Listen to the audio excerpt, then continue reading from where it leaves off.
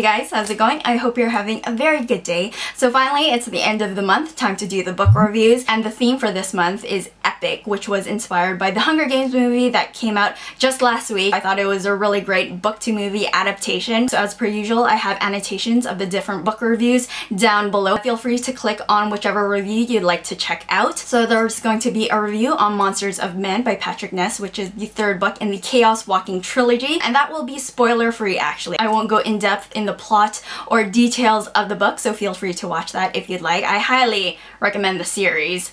First and foremost. I'm also doing a review on A Clash of Kings by George R.R. Martin. I'll also be doing a review on The Hobbit by J.R.R. Tolkien, and the last book review will be on The Long Walk, written by Stephen King, which was written actually under his pseudonym, Richard Bachman. Let's get started with Monsters of Men. This is the last book in the Chaos Walking trilogy. I adore this series though. This is one of my favorite series ever. So if you guys don't know what this series is all about, I would put it in the sci-fi action adventure drama category. I think it embodies all those different genres. The setting takes place on a different planet in the future. On this planet, all of the men can hear each other's thoughts, so they are quite vulnerable, quite exposed. It's a very overwhelming, jarring experience, and they call this experience the noise. Our main character is Todd Hewitt. He's going to pick apples with his dog Manchi, and it's not until he stumbles upon this patch of silence, and this really freaks Todd out because there's not really a place where you can go where you can't hear the noise. Finding this patch of silence kind of opens a can of worms for him. This is basically where the adventure for Todd begins. Let's get into the characters in Monsters of Men. Let's talk about Todd Hewitt, our main character. I adore Todd a whole lot. I think his character development throughout the series is amazing, especially in Monsters of Men. He grows so much. He is genuinely sweet. He's really heartfelt, emotional. He's quite a vulnerable male character, which I don't read too often. He has this intensity that I really enjoyed. As far as the side characters in Monsters of Men, we're introduced to some new characters and a new perspective, which I wasn't expecting, and I thought the side characters were amazing as well. There's a lot of personality, backstory, and development with all of these characters. I thought they integrated into the story really well. Everyone had a role and a purpose, and I really enjoyed that. It was amazing. It was so good. So as far as the characters are concerned, they were on point. These characters and the relationships they had between each other was definitely the starring role in this series. I thought it was great. Let's get into the plot next. I didn't know what to expect, honestly. I was so glad how the plot developed in the last book. We really delved deep into the different themes the series holds, from themes of war, hope, communication, humanity, love, and trust. I thought Richard Ness handled those themes beautifully, and I thought the plot was really fast-paced, intense. Even though there were moments where there wasn't a lot of action or adventure, you were still interested in the characters and their development. The beginning of this book was so good. Oh my gosh, we really get into the thick of things with the action and adventure. It was awesome. As far as the writing goes, I thought that was on point as well. The story is told from different perspectives. The segue from one perspective into the other was really well done. I loved the transition between the different chapters. I thought that was really good. So with that being said, guys, I'm going to give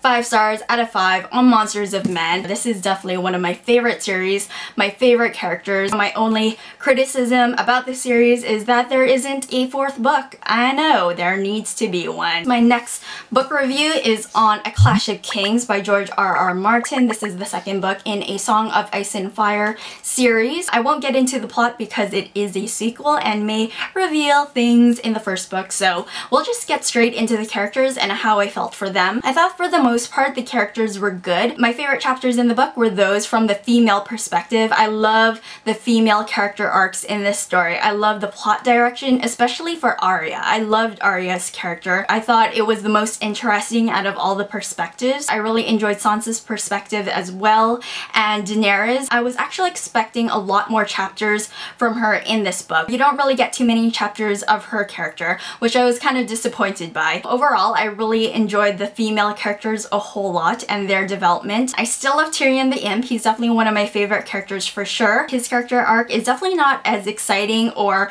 adventurous as in a Game of Thrones, which is pretty hard to top, I must say. So Tyrion's position at the moment was a bit underwhelming, but he's still consistent in his personality and character traits. He's still cunning, quick-witted, he has a sharp tongue, he's quite compassionate and kind as well, which I really enjoy about Tyrion's character. As far as the character who gets the crown for douchebaggery, I think Joffrey has some competition in this book. Theon Greyjoy, oh my gosh, you just have to check him out. He's a horrible person. As far as the plot, it was quite slow-paced, definitely compared to a Game of Thrones. I thought there would be more clashing of kings, but even though there was, what irked me about this book is that all of the action and adventure was being revealed through third-party characters. In a Game of Thrones, we're really into the thick of things with the adventure and action. In a Clash of Kings, we weren't really in the forefront on stage, we were more in the background, plotting, planning, devising, scheming, but the plot definitely increased with all of the fantastical elements. We get a lot more magic, a lot more fantastical creatures, and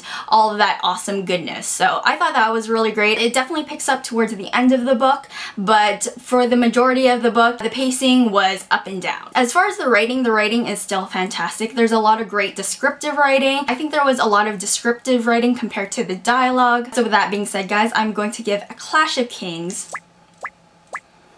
4 stars out of 5. You know, I really had high expectations for A Clash of Kings, but unfortunately they weren't met. Unlike Game of Thrones, where I thought each chapter and perspective was amazing, A Clash of Kings, I preferred perspectives and chapters over others. I thought for the most part the development of the story and the characters are coming along. We'll see how A Storm of Swords go, the 3rd book in A Song of Ice and Fire series. I heard that book is amazing, probably the best one in the series so far, and I'm hoping to watch the HBO series finally. I know the 2nd season for Game of Thrones is starting on April 1st, so definitely check it out. So my next book review, guys, is on The Hobbit by J.R.R. Tolkien. This is considered a classic among children's literature. I had super high expectations going into the book, and yeah. I will say I'm very excited for the movie that's coming out at the end of the year. I'm very excited to see Martin Freeman play Bilbo Baggins, our main character in The Hobbit. Yes, I think it will make an excellent movie for sure. As far as the book though, let's talk about what the book is all about. So our main character is Bilbo Baggins. He is a hobbit and he is approached by Gandalf the Wizard to participate in an adventure, and we soon find out what kind of character Bilbo Baggins is. He loves eating and he loves being comfortable smoking on his pipe, and the thought of going on an adventure sounds very inconvenient for him. But of course Bilbo Baggins gets tricked into going on this adventure with these 13 dwarves. Can we name all of them? I think we can. There's Thorin Oakenshield, there's Dwalin, Balin, Dori, Ori, Nori, there's Fili, Kili, Bifur, Bofur, Bomber, Oin, and Gloin. Yes. I just did that. And these dwarves are on a mission to reclaim their treasure and land. That's basically where the plot takes off, and they encounter danger and obstacles that they have to overcome. So let's get into the characters and the plot as well. They kind of are rolled into one. So as far as the characters go, I thought our main character, Bilbo Baggins, was a very good main character. We find out a little bit of his backstory, we get to see his personality and different character traits, and we see him develop throughout the book, and it was great. He comes off as a glutton and sloth, you know, doesn't really want to participate in anything that might inconvenience him. As the story progresses, we see that there is more to him than just those aspects. What I was disappointed by was the lack of character development and personality with all the other characters. I mean, we have 13 dwarves. We don't really get to see a lot of their personality or character development. There's just about a handful of dwarves that have a bigger role than the others, which is not that many. Expecting a lot more development with all of the dwarves, and it was kind of disappointing not to see all of them featured in the book. I did like Bomber a whole lot. I thought he was great. But other than that, I didn't really get much from the other characters. There were a lot of side characters, fantastical creatures. They were really cool, but they were again missing that element that gave them depth. I was missing a lot of depth from the characters, and that kind of spilled into the plot. We're kind of laid out the list. This is the beginning, middle, end. This is the main character, the side characters. These are the obstacles and dangers they have to overcome. This is the antagonist. You're given a lot of structure to the story, but I didn't feel it was fleshed out. Because there was a lack of characteristics and personality to the characters, I wasn't really emotionally invested in these characters or their adventure. Yeah, so overall I thought it was just lacking depth to characters and story, and it was just kind of boom boom boom, here we go. I was just expecting a lot more. As far as the writing goes, I thought it was really good. I really liked that very old school narration style where you could just imagine J.R.R. Tolkien telling this story to his kids, telling the story to you. So I thought that was really good. I really enjoyed the songs. There were a lot of songs in this book, not because they were particularly poetic or anything, but because I just like singing them. It's fun doing so. So with that being said, guys, I'm going to give The Hobbit 3 stars out of 5. Super high expectations going in. Unfortunately, they were not met. I think though it would make a really amazing movie because there's going to be a lot of action and it will be visually stimulating. With the look of the dwarves, I think they all look fantastic in their production photos. Bomber again looks awesome. I'm really looking forward to the movie and in reading The Lord of the Rings. I love the Golem scene. When Bilbo Baggins meets Golem, I thought the whole thing was awesome. That was definitely my favorite part. The adventure and action aspects were on point. So that's The Hobbit. I was hoping to like it a lot more. So my last book review for you is on The Long Walk by Stephen King, which was actually published under his pseudonym name, Richard Bachman. And I was determined to read this before the end of the month,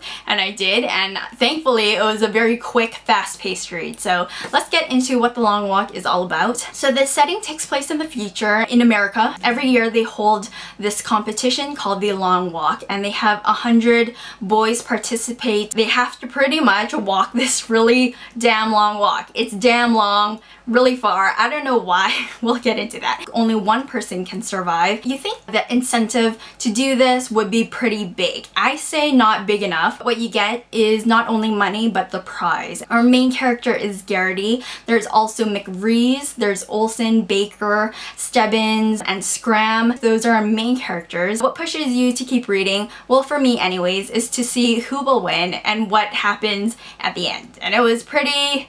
I wasn't expecting it, but anyways, let's get into the characters and how the characters went. I thought for the most part the characters were really fascinating, interesting reads. You soon find out how they are before the long walk, when they're close to death, and their development throughout this competition. It was horrifyingly crazy. They're insane. To be in the mindset to say, yes, I will participate in the long walk. That question of why they're doing this is asked throughout the book. You don't get horribly attached to any of these characters. It's one of those just horrifying things that's just awful, but you can't look away from, and seeing what's going on in their brain that pushes them to do this long walk, and it's pretty intense, I would say. As far as the plot goes, you know, it isn't your typical scary book. It's definitely horrifying for sure as far as the situation goes, and some of the death scenes were pretty intense. Not all of them, but a couple of them were pretty dark. It's definitely dark and gory and has violence in it and just mature content in general. As soon as the reader is familiar with the long walk and the rules, that's consistent throughout the story, and so the plot really focuses on the characters and their development. That just made it a fascinating read to see how they change from the beginning to the end. As far as the writing goes, Stephen King's writing is so easy to read. It made for a very quick, fast-paced read. For the most part of the book, there was just a lot of talking and flashbacks and backstory going on. What was really interesting is the symbolism and themes throughout the book. I think this book would make an interesting book report. The competition itself can symbolize many different things, you know, from life, death, suicide. It shows that these characters on one way have something to prove, but in another way they're punishing themselves for something they've done. And it's very interesting to go back and forth in why.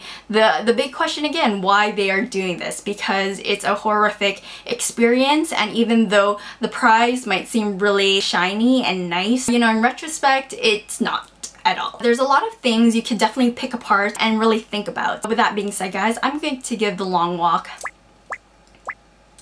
4 stars out of 5. I thought it was just a very fascinating read. I was definitely still thinking about it after I read it. All of the characters and what they went through and why, again, the question why they were doing this. There's also an aspect in the book, the crowds and the people that gather to watch the long walk. There was a disconnect for me. It's not really addressed why they're there. There's not a lot of concrete answers to why they do what they do, why this long walk is happening, which leaves the reader open to interpretation. All in all, I thought the theme of epic, there were definitely high expectations going into some of these books. For the most part, they weren't exactly met. You know, I really enjoyed the adventure and action aspect. I was hoping for certain books would be more fast-paced than others. I'm definitely satisfied with the Chaos Walking trilogy. I thought it was amazing. That's everything, guys. I will talk to you guys later and have a good day. Bye!